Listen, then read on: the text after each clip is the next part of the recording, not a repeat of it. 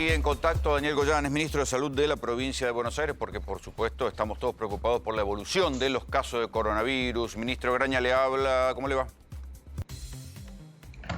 ¿Qué tal? ¿Cómo le va? Buenas tardes. Bien, estaba escuchando este fin de semana que había cierta preocupación por la posibilidad de que el mayor número de casos que hoy está en el segundo cordón del conurbano pase al tercer cordón del conurbano. ¿Ustedes coinciden con este análisis?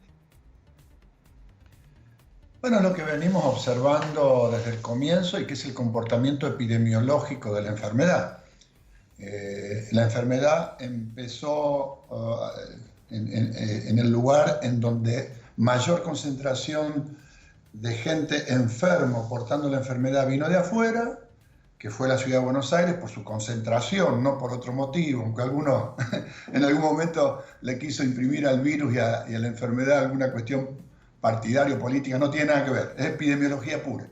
De allí comenzó a extenderse hacia el primer cordón, segundo cordón, como una mancha de aceite. En la animación esto se ve claramente.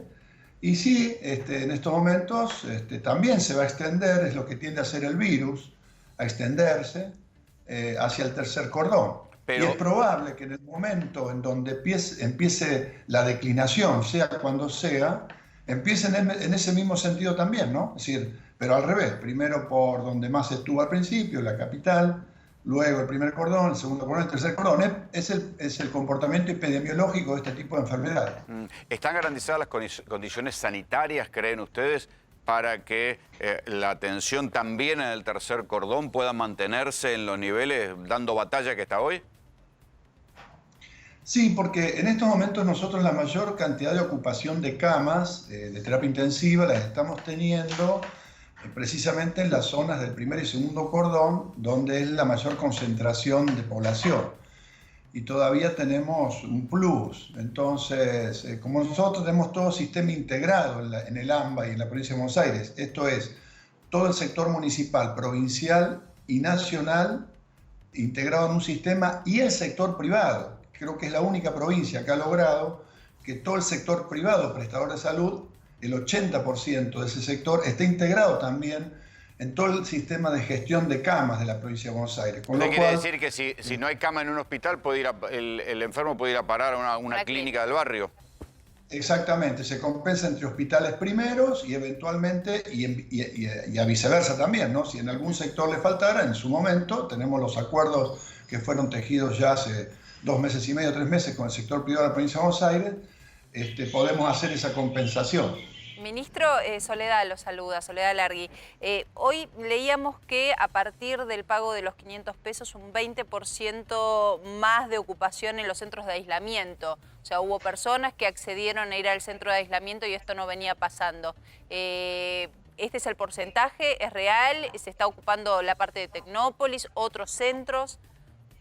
Sí, empezó a haber una activación, no es lo deseable todavía, pero bueno, es el primer día de aplicación neta, con lo cual nosotros esperamos que estos centros se vayan ocupando, porque cada persona que nosotros logramos sacar, que está contagiada, y lo sacamos de su domicilio, sabemos que es la mejor manera de evitar contagios. Incluso cuando se quedan en el domicilio con la promesa y a veces el control que se le deja con alguna organización social o algún otro voluntariado, no es lo mismo. Lo ideal es ir a estos centros. Así que esperamos que más gente se siga yendo a estos centros, que además, vuelvo a decir, son centros que están preparados incluso para que la gente esté mejor que en un hospital. Porque un hospital está en una habitación. En cambio, en estos centros hay recreación, hay posibilidad de moverse, hay posibilidad de tener actividades que en un hospital no se pueden. Así que para estar aislados, preferible estar acá. Y encima, bueno, van a cobrar un estipendio, ¿no? Ahora, ¿por qué creen que no iba la gente ahí? ¿Solamente por el temor de dejar sus casas o también por temor a que en el barrio no se dijeran que, no sé, que este es un apestado? Las dos cosas, las dos cosas. La primera, el tema del temor a dejar las casas, es una cuestión que es constante, pero también el segundo tema existía, aunque ahora prácticamente ya en los barrios estamos viendo que no hay gente que no conozca ya a otros que se han contagiado, Claro. muchos ya empiezan a volver. Y en el entorno de uno mismo, ¿no? En el entorno de uno mismo, en el entorno laboral, de amistades, todo, ya no es que le contaron que hay un caso con COVID. No. Si uno ya tiene bastante tiene Ustedes casos algún directos. conocido. en la política y nosotros en la televisión seguramente conocemos alguno. Tal cual. Sí, se viene viendo y eso entonces está ayudando a que se salga de esa estigmatización, pero por otro lado, también muchísimas de esa gente que está volviendo se vuelve donante. Entonces, aquellos que todavía no se enfermaron, por ahí pasan a depender del plasma de quien lo está donando, así que Claro. mejor que lo cuiden. Claro. Mejor que sean inteligentes. ¿Cuál es la tasa de mortalidad en el conurbano comparado con otras grandes ciudades? La tasa de letalidad que tenemos hoy es 1,62. Para tomar Corea tuvo 2,13. El promedio en el mundo ha sido de 5. Pero yo debo decir acá... No, pero, a ver, le que pido cuando uno muertes habla por cada de- 100.000 habitantes, que es la que yo entiendo. ¿Cómo no? Claro, no le pregunto entendí. por la cantidad de muertes cada 100.000 habitantes, que es el índice que yo No, entiendo. y estamos, de Latinoamérica somos los que menos tenemos. Estamos muy bien. Yo acá le puedo dar con un poquito más de precisión, pero estamos muy bien en términos de mortalidad. Por supuesto, toda muerte es de lamentar.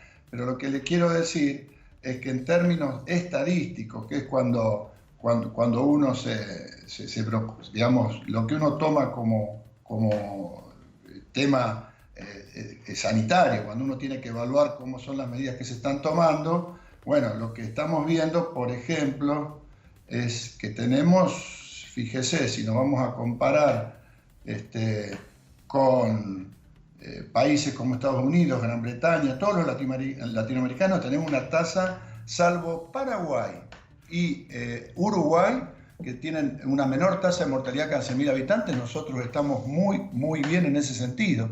Hay que decir también que para esta altura del año, la mortalidad producida por enfermedades virales respiratorias agudas en la Argentina ha sido siempre superior. ¿Por qué? Porque nos estamos cuidando con una cuarentena muy estricta. Ahora, también con esa misma fuerza que uno dice esto, si los casos se disparan en una velocidad que sea exponencial, después tampoco van a alcanzar todos los esfuerzos que hemos hecho para evitar, por un lado, los contagios, pero por el otro lado también la ampliación de camas, ¿no? Esto tiene que quedar en claro, ¿no? Sí. Nosotros no somos de esos que decimos hay que relajarse. En base a eso, hay que- ministro, ¿usted ve la posibilidad real de que la cuarentena pueda endurecerse en zona de AMBA, volver atrás con las fases? Mire, nosotros lo evaluamos semana a semana y hemos dicho siempre, y el gobernador ha manifestado un concepto que es de cuarentena intermitente. Si uno ve que en algún momento hay riesgo de saturación del sistema, un riesgo de saturación del sistema, hay que tomar medidas excepcionales de restringir la circulación de gente para intentar bajar un poco la tasa de crecimiento. No, mucha gente esperaba con el anterior endurecimiento de la cuarentena del 1 al 17, mucha gente esperaba un descenso. En realidad, lo que nosotros esperábamos con mayor realismo era una atenuación del ritmo de crecimiento, que se dio.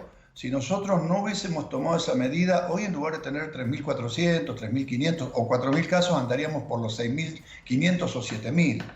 Entonces, toda medida sirve, pero obviamente hay que tomarla con una serie de variables que hay que analizar en cada momento. Nosotros somos partidarios de que si vemos que se va a disparar, tenemos que cuidar y salvar vidas y cuidar el sistema sanitario. Habrá que tomar en ese caso medidas de endurecimiento para luego volver a aflojar un poco, ¿no? ¿Dónde están los principales focos multiplicadores? Se dice, bueno, que ya lo del transporte está controlado, los protocolos de trabajo también. ¿Son las reuniones sociales donde la gente se relaja el principal foco multiplicador de los casos? Sí. Hoy, y sobre todo uno esto lo puedo observar muy claramente, en determinadas ciudades del interior de la provincia que no están en fase 3, pero que están en fase 4, y llega un contagio y casi todos casi todos los casos son que fue el día del penitenciario, que fue el día del padre, que fue el día del amigo, que se juntaron, que los asados. Y acá también, en las grandes ciudades también.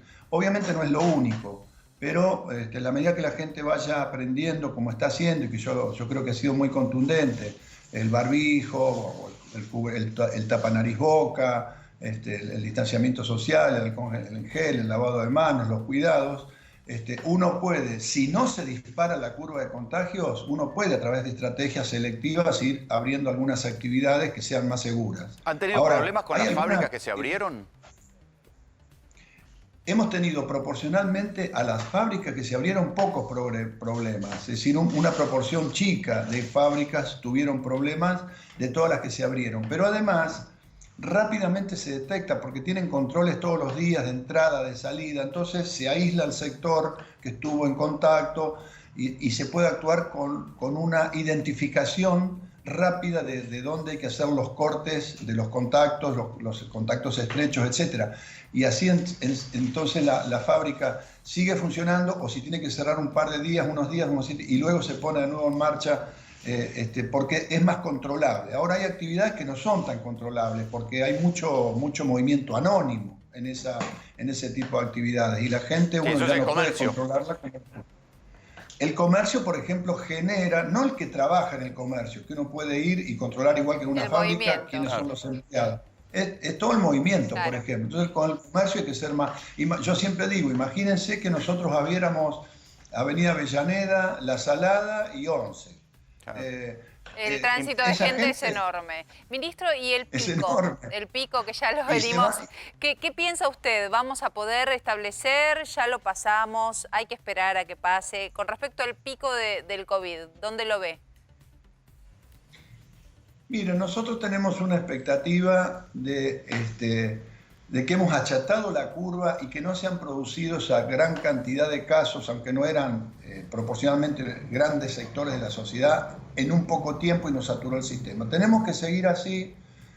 Hay observaciones que estamos haciendo en otros países y que todavía no podemos entender por qué, que después de determinado tipo de contagios en una cantidad de gente determinada, que ni por las tapas se explica por el efecto rebaño, porque no se puede explicar por el efecto rebaño,